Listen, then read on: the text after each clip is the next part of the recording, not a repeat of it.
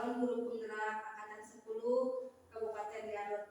Di sini saya akan mendiseminasikan implementasi budaya positif dalam pembelajaran di sekolah ya Bu, Pak. Mungkin di sini saya hanya berbagi ya Bu, bukan ingin menggurui. Saya tahu Ibu dan Bapak di sini lebih pasti lebih ilmunya daripada saya, tapi di sini karena saya mempunyai tugas dalam pendidikan guru penggerak ini untuk mendiseminasikan tentang budaya positif, maka dari itu saya izin kepada Ibu dan Bapak sekalian, saya menyampaikan ilmu yang saya dapat dari pendidikan calon guru penggerak yang sedang saya lakukan. Baik Ibu Bapak, gimana, sudah siap untuk menerima apa yang akan saya sampaikan? Nah, sering aja ya Bu, kalau nanti apa yang saya sampaikan sekiranya kurang tepat, Ibu Bapak bisa mengkoreksi ya Bu. Saya itu dan itu sangat saya harapkan untuk nantinya tindak lanjut yang akan saya lakukan. Baik Bapak Ibu, dalam budaya positif ada yang pertama ada teori kontrol, yang kedua kita akan menjelaskan tentang keyakinan kelas, ketiga kebutuhan dasar, kelima posisi kontrol, dan terakhir itu segitiga restitusi. Ini tahapan yang ada di budaya positif.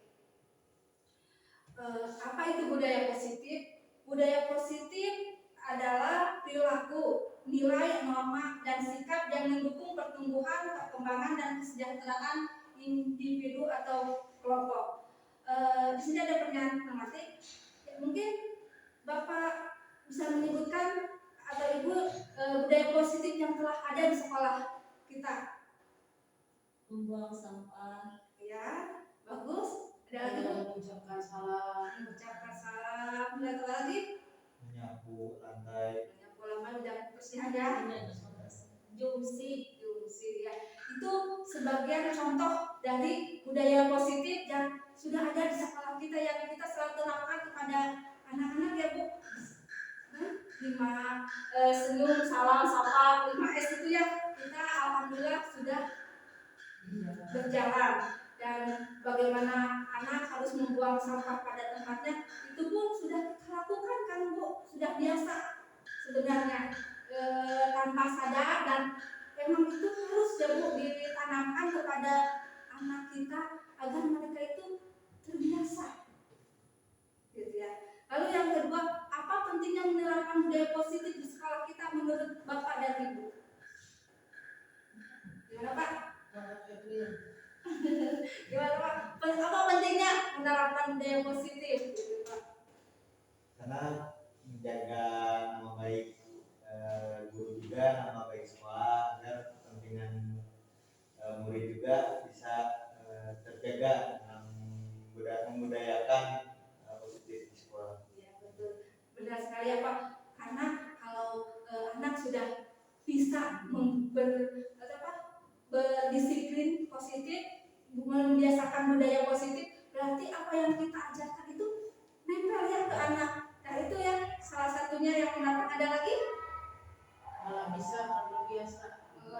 Bisa karena terbiasa ya. Memang kalau tidak dibiasakan anak tidak akan bisa ya. Memang itu adalah slogan yang sudah lama tapi akan terus dipakai, terbiasa karena terbiasa gitu ya. Karena kalau tidak terbiasa kita suruh ayo buang sampah, anak tidak akan bisa ya Bu, Pak.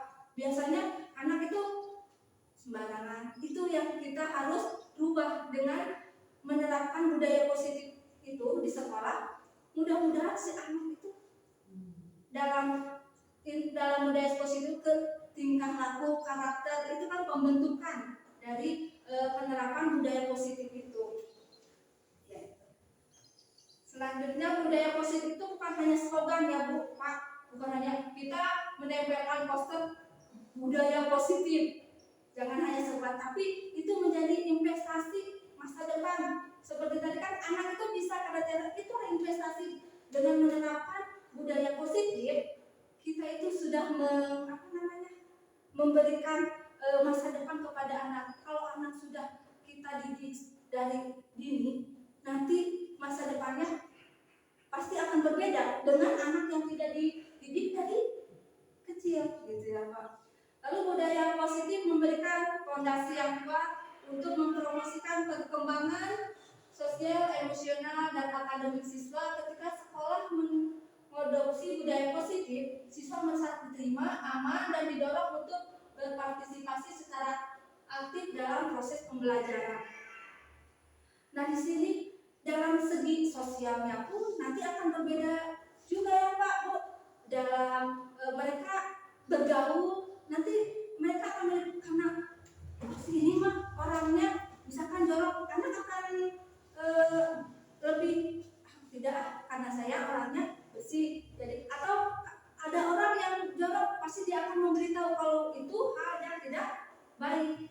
Lalu dan mereka akan bisa diterima di mana mereka sudah sering menggunakan budaya positif. Ketika datang kepada tempat yang baru dan kebiasaannya sama, mereka akan merasa diterima. Mereka tidak harus beradaptasi terlalu susah ya Pak. Nah, itu mendorong prestasi secara aktif dalam proses pembelajaran. Karena dalam kurikulum 13 pun karakter pembiasaan baik itu diterapkan, begitu pun di kurikulum sekarang. Makanya ada budaya positif. Lalu pentingnya budaya positif terletak pada dampaknya terhadap motivasi belajar peserta didik pada akademik. Ketika siswa merasa terlibat dalam lingkungan yang positif, mereka cenderung lebih termotivasi untuk belajar, menjalin hubungan yang sehat, dan mengatasi tantangan dengan percaya diri. Gitu ya, Bu, siswa akan lebih antusias lagi kalau mereka menghadapi lingkungan yang positif juga. Karena kalau berbeda lagi, kalau begitu mereka datang ke suatu tempat yang tempatnya menurut mereka itu tidak nyaman, mereka akan membatasi diri. Tapi kalau mereka lingkungannya positif, mereka pun akan mudah berbaur gitu ya, mudah bercampur, tidak bahasa sekarang itu gaul insecure. Tapi mereka akan percaya diri, saya juga sama, saya juga begini. Nah, itulah yang diterapkan di dalam budaya positif itu ya Pak Ibu. Yang selanjutnya itu teori kontrol. Teori kontrol itu menurut psikiater dan pendidikan Dr. William Glasser, dalam kontrol teori yang kemudian hari berkembang dan dinamakan choice theory, meluruskan beberapa miskonsepsi tentang makna kontrol. Kalau disebutkan menurut Bapak itu kontrol itu apa? Secara kontrol itu kayak menyetir ya, atau lebih memerintah, mengingatkan bisa ya Pak. Nah, itu pun yang dilakukan oleh kita sebagai seorang guru. Kita harus tahu teori kontrol kepada murid itu adalah ilusi kita kepada untuk mengontrol murid. Padahal sebenarnya ya Pak Bu, murid itu sedang mengizinkan kita untuk mengontrol dia. Kalau anak yang tidak mau dikontrol, otomatis dia akan menutup dirinya dan tidak akan menerima apa yang kita sampaikan. Tetapi ketika pembelajaran berlangsung, mereka itu sedang mengizinkan kita mengontrol diri mereka. Jadi masuklah apa yang telah kita sampaikan gitu. Makanya dalam teori kontrol itu kita harus tahu mana yang sekarang itu tidak harus sama ya pemikiran antara guru dan murid. Misalkan kamu harus belajar, nah, anak itu tidak harus sama pemikirannya dengan kita. Bisa saja dari teori kontrol ini anak itu berbeda pemikirannya Bu Pak. Jadi tidak harus melulu sama, tapi justru harus mempunyai pemikiran yang berbeda antara guru dan murid itu. Tetapi tujuannya sama gitu. Ilusi bahwa kritik dan membuat orang merasa bersalah dapat menguatkan karakter. Nah, kalau sekarang dalam disiplin budaya positif itu ya Pak Bu, membuat rasa bersalah untuk menguatkan karakter itu harus mulai dijelaskan ya Bu, dengan membuat anak itu merasa bersalah dengan kata-kata kita. ayo dong nanti ibu dimarahi, itu kita sedang membuat anak merasa bersalah dengan kita dimarahi oleh atasan kita. Oh, berarti anak itu berpikir, oh si guru dimarahi gara-gara saya. Itulah yang harus kita hindari. Anak harus tidak menjadi karakter yang selalu merasa bersalah, itu kita harus hindari. Lalu ilusi bahwa semua penguatan positif efektif dan bermanfaat. Ya memang benar, kalau penguatan positif itu adalah banyak manfaatnya bagi anak ya Bu. Contoh, kalau kita memberikan perintah dengan kata-kata yang lembut, anak pun akan meresponnya berbeda. Beda dengan kalau kita memerintah dengan nadanya yang tinggi atau kata-katanya yang kasar, mungkin anak akan pasti cenderung menolak atas perintah kita. Maka pasti mereka berasa nih, nyuruh-nyuruh wae. Ada kan yang anak yang suka bilang, ibu menyuruh-nyuruh wae atau bapak menyuruh-nyuruh wae, karena mungkin perkataan kita yang bisa dari intonasi, bisa dari kata, susunan katanya yang salah mungkin ya Pak. Lalu ilusi bahwa orang dewasa memiliki hak untuk memaksa. Nah ini pun harus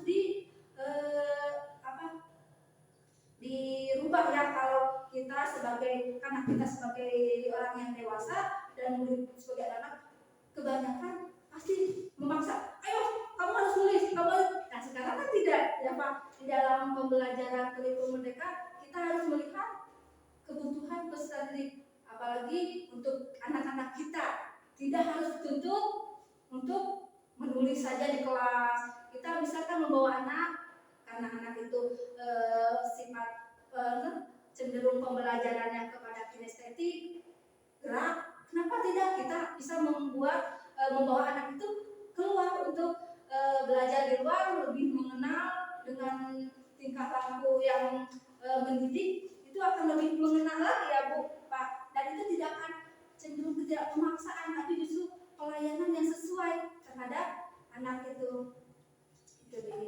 Yang selanjutnya Bapak Ibu, yaitu 5 kebutuhan dasar manusia ya Bu. Kita harus tahu dulu Bu Pak, kebutuhan anak itu, jangankan anak, kita pun ini berlaku untuk kita ya Pak Bu, bukan hanya untuk anak didik kita.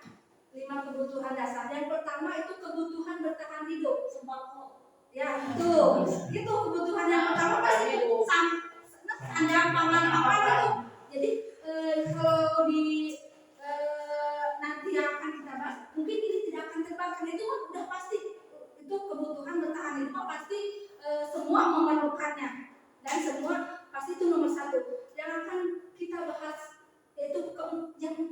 Yang pertama, kasih sayang dan rasa diterima, kebutuhan untuk diterima. Nah ini anak itu memerlukan kasih sayang, mungkin di rumahnya kurang, mungkin perlu perhatian lebih. Makanya ada anak yang sering ya ke kita nyender-nyender atau manja, padahal di rumahnya tidak. Tapi di sekolah kebanyakan ke guru itu suka kan ya, banyak anak yang berlaku ke temannya, pengennya dekat-dekat terus. Padahal kita jangan, kalau wanita dengan kalau sama jenis mungkin bisa, tapi kalau lawan jenisnya itu risih juga kan. Nah itu yang harus kita tahu. Kenapa? Itu salah satu kebutuhan dasar kita sebagai manusia, baik peserta didik ataupun pendidik. Dan itu yang harus dipenuhi salah satunya. Yang kedua adalah penguasaan kebutuhan pengakuan atas kemampuan. Nah ini kalau ini penguasaan itu pengennya diakui bahwa mereka itu bisa memiliki keterampilan lebih daripada orang itu. Ada orang yang memerlukan itu, ada yang ingin diakui bahwa saya punya karya ini, saya punya skill ini, dan itu mereka ingin diakui. Karena ada mungkin sebagian orang yang memiliki skill tapi tidak diakui, makanya mereka sering melakukan kesalahan akibat kebutuhan dasar mereka tidak terpenuhi. Dan itu bisa terjadi pada peserta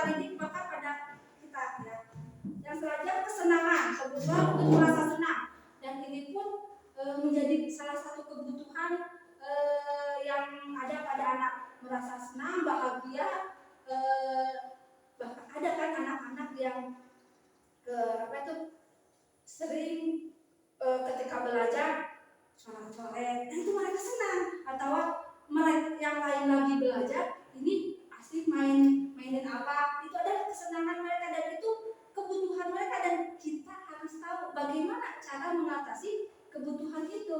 Itu salah satu kebutuhan dasar yang ada pada peserta didik. Yang terakhir adalah kebutuhan kebebasan, kebutuhan akan pilihan. Jadi mereka itu kebanyakan tidak ingin dikekang, mereka ingin memilih sesuka hatinya. Tapi kita pun harus bisa mengarahkan, karena kita itu sebagai pendidik yang menurut di filosofi pemikiran Ki Hajar Dewantara bahwa guru itu adalah tugasnya menuntun, mengarahkan, membimbing. Nah, kita harus mampu mengarahkan kebutuhan mereka ini agar tepat, ya, tidak sekarang banyak ya anak-anak yang melakukan pelanggaran-pelanggaran yang kita sudah membuat peraturan atau keyakinan, tapi anak masih melanggar. Bisa jadi karena kebutuhan dasar inilah mereka membuat kesalahan karena tidak terpenuhinya, baik di rumah ataupun di lingkungan sekolah, gitu ya. Yang selanjutnya di sini ada beberapa contoh kata-kata dari anak ketika melakukan kesalahan. Contoh, aku senang main kejar-kejaran dengan ibu guru. Ini kebutuhan apa? Itu kesenangan. Ya, kesenangan ya, Bu. Karena ada kata-kata senang. Karena senang ibu tuh ngejar-ngejar saya senang ibu ngejar-ngejar saya. Itu ada kebutuhan kesenangan anak. Yang selanjutnya, ibu kejar aku karena ibu guru sayang aku. Ini kasih sayang. ya, karena itu kebutuhan kasih sayang. Lalu ada loh, aku bosan belajar mewarnai terus di dalam kelas. Berarti kebebasannya yang itu ya, kebebasan. Lalu aku hebat kan, bisa bikin ibu guru kejar aku, itu penguasaan, pengakuan yang ingin. Nah, inilah anak-anak itu sering, dan kadang kita tidak tahu kenapa kamu bilang begini, tapi kadang kita tidak sadar ternyata itulah mereka sedang mengekspresikan bahwa mereka membutuhkan apa yang dari 5 kebutuhan dasar manusia itu. Sebenarnya mereka mengungkapkan, tapi kita selama ini belum sadar. Tapi mudah-mudahan setelah kita belajar ini, kita lebih aware lagi kepada anak, lebih perhatian lagi. Oh, ternyata kamu sedang mengungkapkan ya, dari kata-kata ini, anaknya sedang mengungkapkan kebutuhan mereka, tapi kita tidak sadar. Ya, Bu, Pak. Ya, kita kurang peka. Lalu setelah kita mengetahui kebutuhan dasar anak yang 5 tadi, ya, yang apa? Yang pertama tuh kesenangan, kasih sayang, penguasaan, kebebasan, dan yang pertama itu tentang kehidupan yang bertahan hidup. Kita sebut.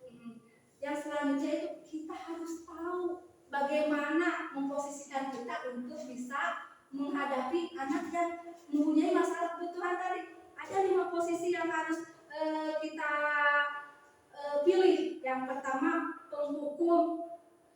Dalam penghukum ini, guru cenderung ngomongnya apa? Tegas, kasar, tidak mau mendengar. Begitu anak melakukan kesalahan, bukan mendengarkan alasannya, tapi langsung menghukum. Kamu sapu, kamu ini apa? Banyak kan guru yang seperti itu. Begitu anak, misalkan contoh datang terlambat, bukan ditanya apa alasannya dulu, tapi langsung dihukum. Kamu membersihkan kamu, dan itu mengakibatkan anak menjadi seorang pendendam, dan kejadian negatif itu nanti akan terus diingat sama anak itu, ya, Bu. Dan itu yang harus kita hindari, karena sebagai posisi kontrol kita sebagai pengurus itu sudah tidak ideal lagi menjadi seorang guru, seorang penghukum. Dan waktu saya belajar, kebanyakan kami ingat, ternyata saya juga pernah menjadi seorang penghukum. Banyak teman-teman CGP lain waktu kita belajar teori ini, posisi konten, mereka sadar bahwa ternyata saya itu pernah jadi penghukum dan itu ternyata tidak benar. Alhamdulillah kita jadi sadar. Begitupun saya berharap ibu bapak di sini, kalaupun ibu pernah itu jadi pengalaman aja dan jangan diulangi lagi ya.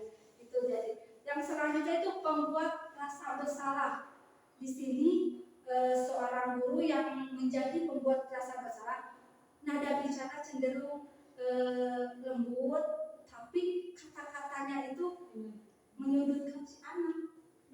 Betul bukan ini? Itu menyudutkan. Kenapa menyudutkan? Karena seperti kayak tadi yang ayo dong kerjakan tugasnya, nanti ibu dimarahin sama ini, ayo dong. Jadi membuat anak itu oh iya. Jadi mereka mengerjakan itu bukan karena ikhlas sebenarnya, bukan karena inisiatif mereka, tapi karena mereka takut gurunya dihukum. Mereka karena kalau gurunya dihukum itu gara-gara saya. Dan dampak kepada anak yang selalu dibegitukan nantinya akan fatal ya, karena anak akan selalu rendah diri, tidak percaya diri, karena saya merasa saya adalah membuat membuat masalah gitu. Jadi setiap ada kejadian pasti saya yang bersalah. Itu dari itu tidak baiklah. Sekarang anak-anak justru harus harus dibangkitkan rasa percaya dirinya. Yang selanjutnya yaitu posisi kontrol sebagai teman. Di sini posisi kontrol sebagai teman, guru itu cenderung lebih akrab, lebih banyak tersenyum, dan kata-katanya pun begitu anak ada yang berkata, kamu kenapa? Jadi gimana kayak seorang teman berbestian, dan itu pun tidak baik bagi anak. Nantinya kalau anak sering berteman dengan menganggap gurunya sebagai teman, dia akan ketergantungan. Dia tidak mau lagi dengan guru yang lain.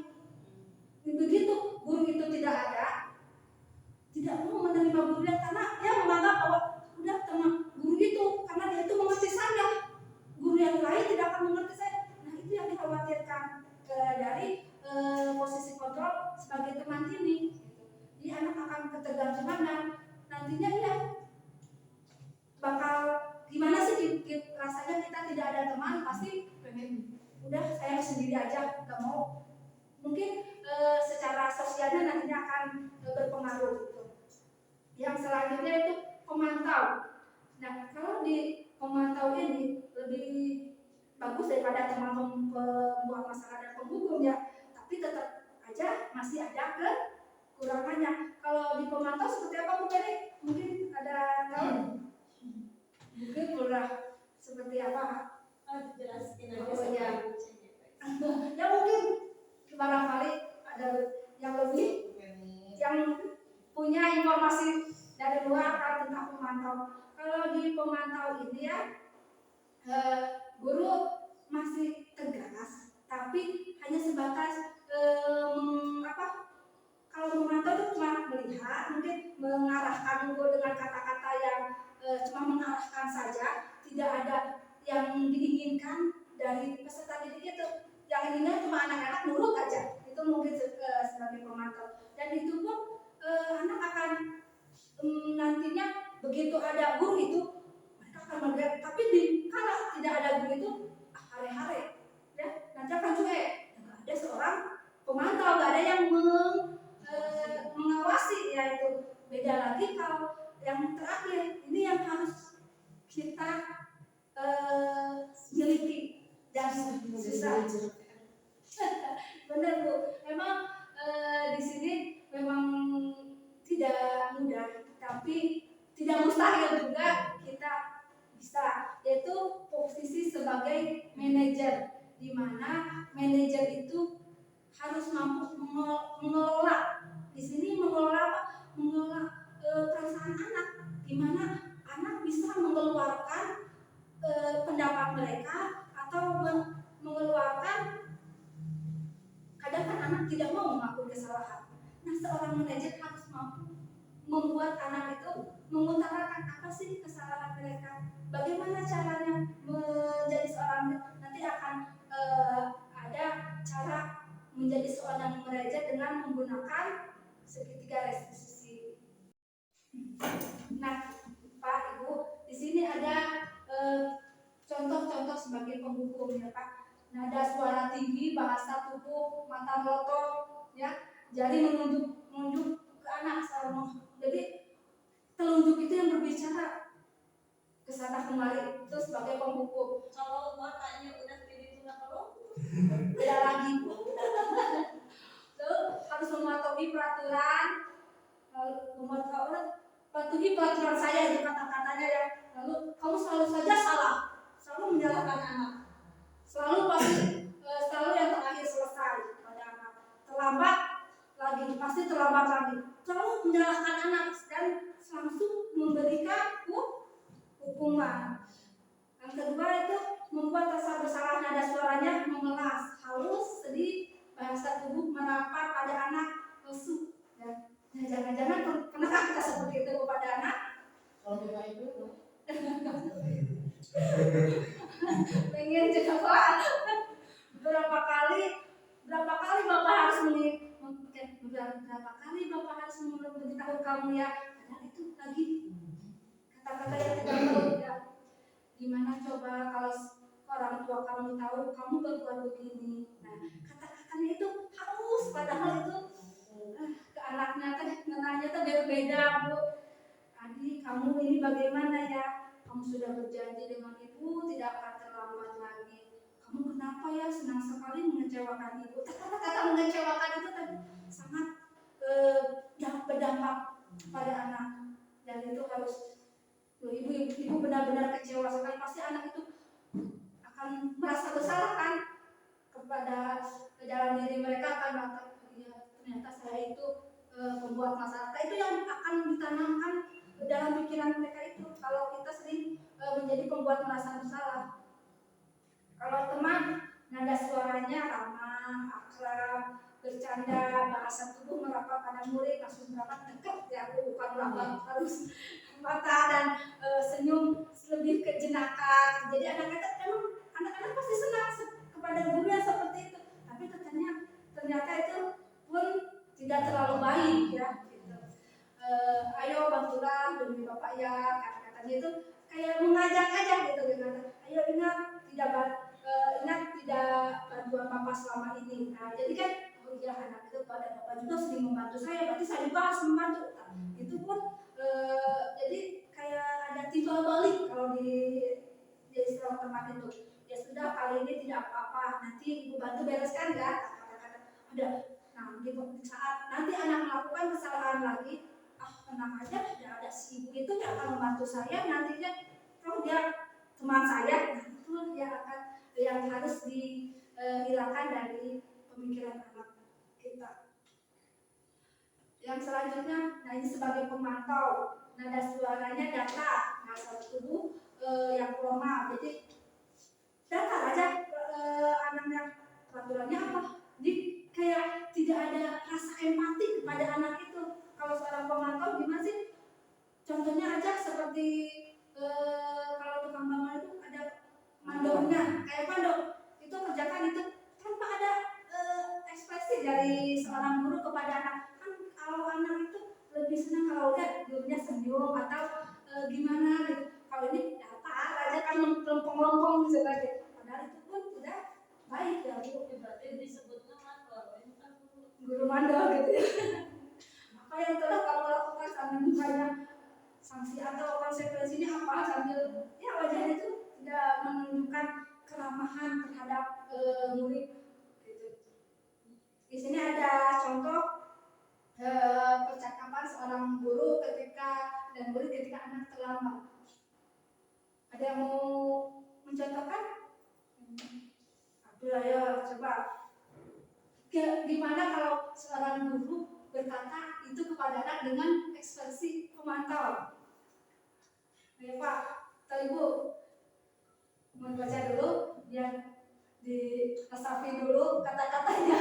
coba Bu CGP aku muridnya. Oke, coba sini.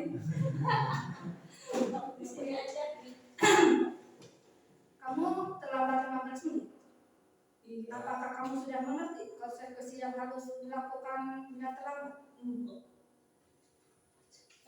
Paham Pak, saya harus tinggal di kelas pada jam istirahat nanti dan mengerjakan tugas ketertinggalan saya, betul kan Pak? Ya benar, nanti pas jam istirahat kamu harus pindah kelas untuk menyelesaikan tugas yang tertinggal tadi. Saya tunggu. Sama mie ayamnya makanya siap. Seperti itu ya Pak Bu. Jadi nggak ada ekspresi cuma lempeng aja. Sabuluyur. Ya, gitu. Dan ternyata itu pun tidak baik, ya kurang baik. Tapi mungkin dalam saat tertentu pasti kita akan pernah melakukan posisi itu. Yang terakhir itu manajer, nada suaranya tulus, bahasa tubuhnya tidak kaku, mendekat ke murid. Contohnya apa yang kita yakini, ya itu ada menanyakan keyakinan yang telah mereka sepakat. Ya kalau kita punya kesepakatan kelas atau sekolah, terus anak itu kita harus menanyakan keyakinan itu. Terus apakah kamu meyakininya? Kan dengan nadanya yang enak, lembut. Ini ada beberapa contoh kata-kata seorang manajer. Yang selanjutnya yaitu segitiga restitusi. Restitusi itu adalah proses menciptakan kondisi bagi murid untuk memperbaiki kesalahan mereka sehingga mereka bisa kembali kepada kelompok mereka dengan karakter yang lebih kuat.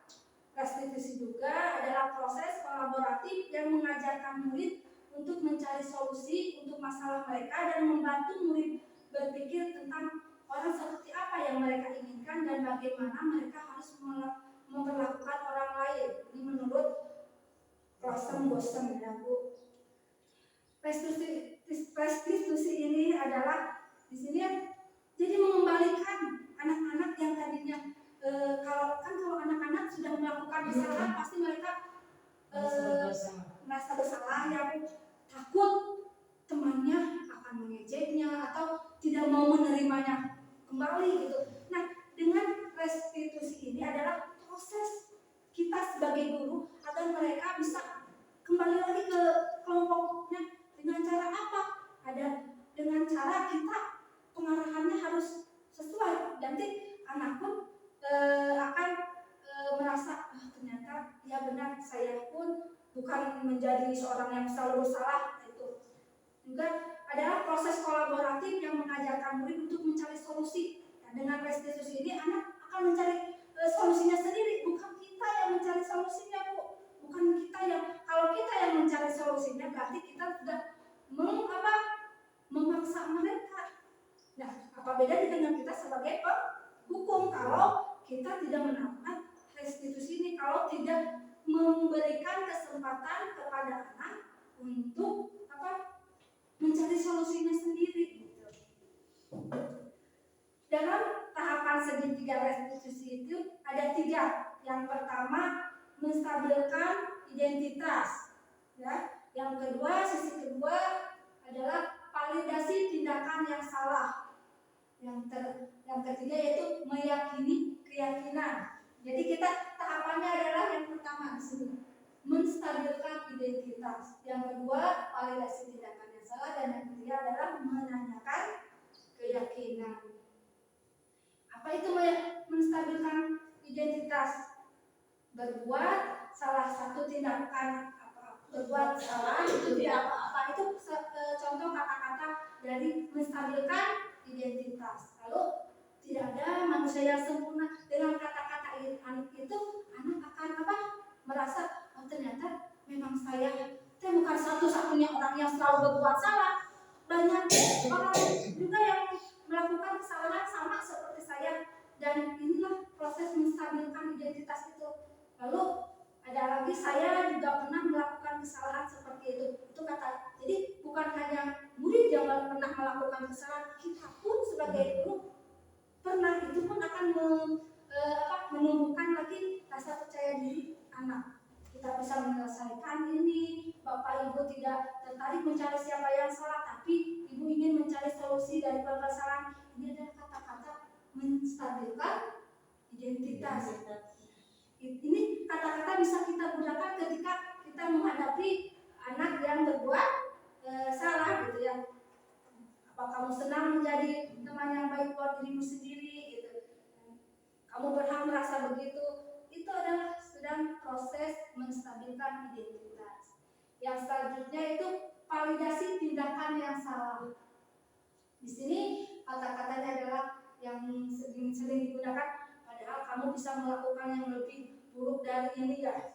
Itu padahal segala, tapi itu setelah itu meminta anak untuk mengakui kesalahan mereka gitu.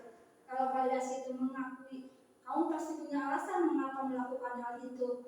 Kenapa anak itu membuang sampah? Nanti akan kalau kita memvalidasinya dengan benar, anak akan mengutarakan dengan sendirinya, gitu, tanpa harus sok naon zaman itu tanpa ada kata-kata itu, anak akan memberikan dengan sukarela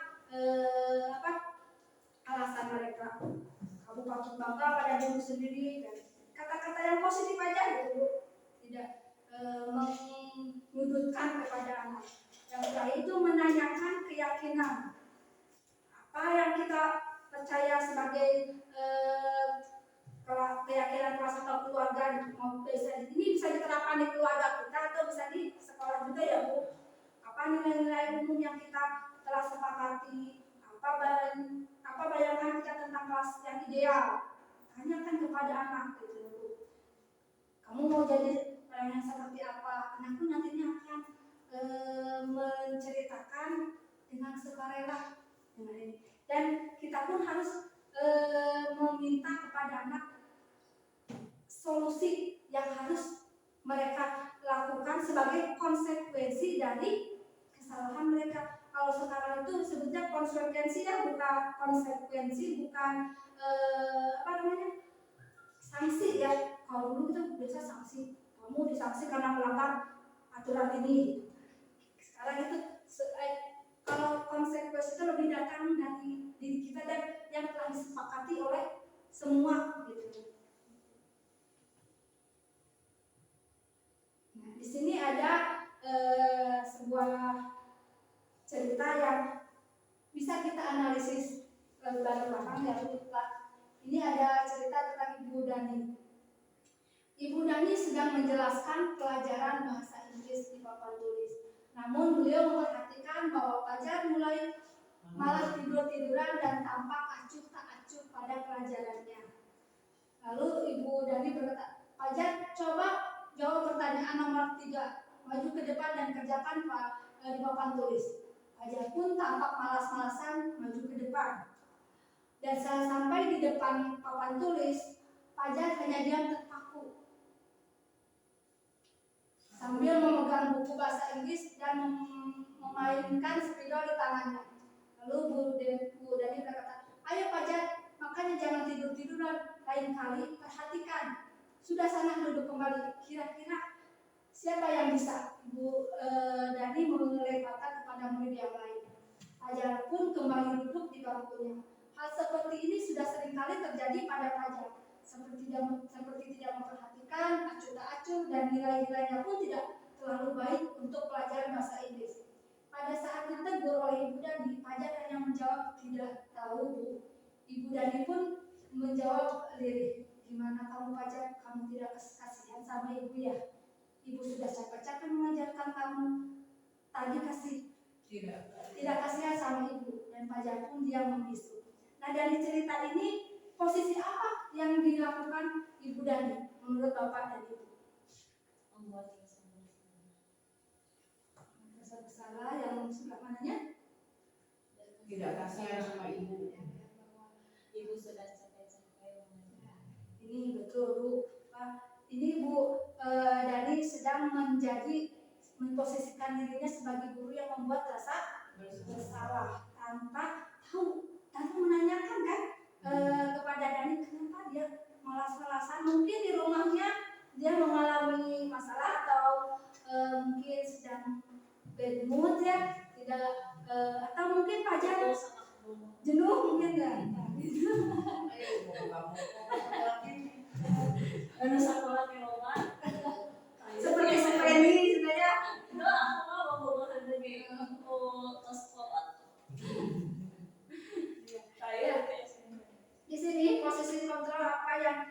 oleh Bu Dani dalam pendekatannya kepada pelajar. Yang pertama itu sebagai membuat rasa bersalah ya Bu. Jadi membaca sikap pelajar, kira-kira kebutuhan apa yang diperlukan oleh pelajar, Bu?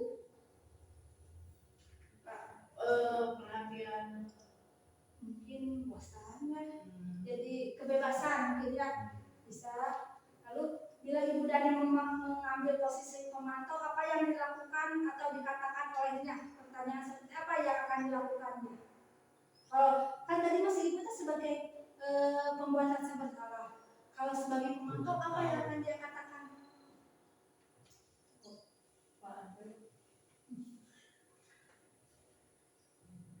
Pemantau, jadi kamu pelajar kelihatannya lesu, tidak bergerak, jadi diperhatikan sikap si pelajar itu. Bisa Bu. Jadi ada lebih sedikit memperhatikan tapi tidak menyeluruh ya Bu memperhatikannya. Kamu kenapa? Ya pemantau, kemudian itu Pelajarnya jadi bermalas-malasan. Kenapa kamu malas-malasan? Lalu Abang belajar nanti kenapa kamu nangis? apabila Anda adalah kepala sekolah di sekolah pelajar dan mengambil bagaimana tindakannya? Jadi kalau posisi Ibu sebagai kepala sekolah, apa yang akan dikatakan kepada pelajar sebagai tindak lanjutnya? mempertanyakan dulu permasalahannya. Pertanyakan dulu permasalahan, karena kalau seorang kepala sekolah sulit manajer ya. Nilai-nilai kebajikan apa yang ingin ditujukan ketika pelajar sudah dapat memperbaiki kesalahannya? Nilai apa Bu? Kebajikan apa?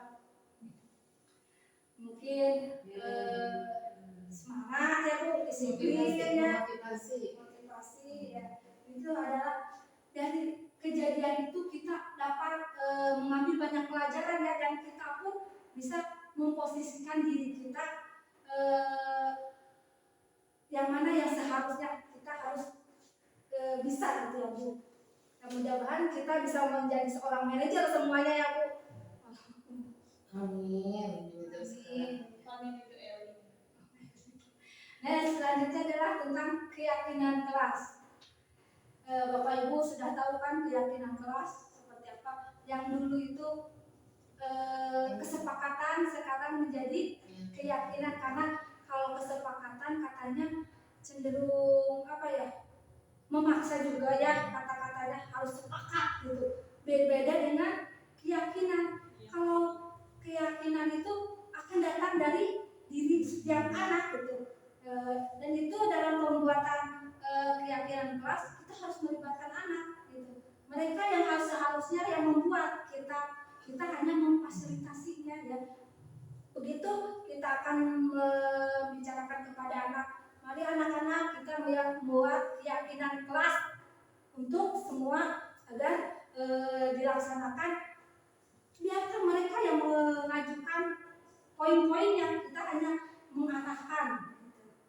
Di sini keyakinan kelas bersifat lebih abstrak daripada peraturan yang lebih rinci dan konkret. Keyakinan kelas berupa pernyataan-pernyataan universal. Pernyataan keyakinan kelas senantiasa dibuat dalam bentuk positif gitu ya. Tidak harus jangan membuang sampah sembarangan. Itu kan kata-kata yang sekarang itu akan dihindari, tapi kata-katanya buanglah sampah pada tempatnya. Itu lebih ngena ke orang daripada jangan, ada kata jangan dilarang kan, kata-kata itu lebih ke kita kalau pas baca kan beda kan reaksinya juga. Keyakinan kelas hendaknya tidak terlalu banyak sehingga mudah diingat dan dipahami oleh semua warga kelas, apalagi buat anak-anak kita ya, anak berkebutuhan khusus mungkin jangan cukup paling banyak 5 poin mungkin ya, itu sudah menjadi keyakinan kelas. Beda dengan anak nanti reguler bisa 10 atau lebih gitu, tapi jangan terlalu banyak diusahakan. Keyakinan kelas sebaiknya sesuatu yang dapat diterapkan di lingkungan tersebut, jadi jangan melenceng ke arah yang bukan ranahnya gitu. Semua warga kelas hendaknya ikut berkontribusi dalam pembuatan keyakinan kelas lewat kegiatan curah pendapat. Ya, seperti tadi kan hendaknya dibuat oleh anak-anak. Bersedia meninjau kembali keyakinan kelas dari waktu ke waktu. Jadi setelah kita melakukan membuat keyakinan kelas, jangan dibiarkan saja, tapi kita harus sebagai guru harus memperhatikan apakah benar anak-anak itu melaksanakan apa yang mereka yakini. Nah, itulah gunanya kita sebagai guru. Ya, untuk materi alhamdulillah saya sampaikan. Mungkin ada yang mau bertanya, mungkin ada yang kurang jelas. Kalau saya bisa menjawab, insya Allah saya menjawab. Kalau tidak, kita jawab bersama-sama.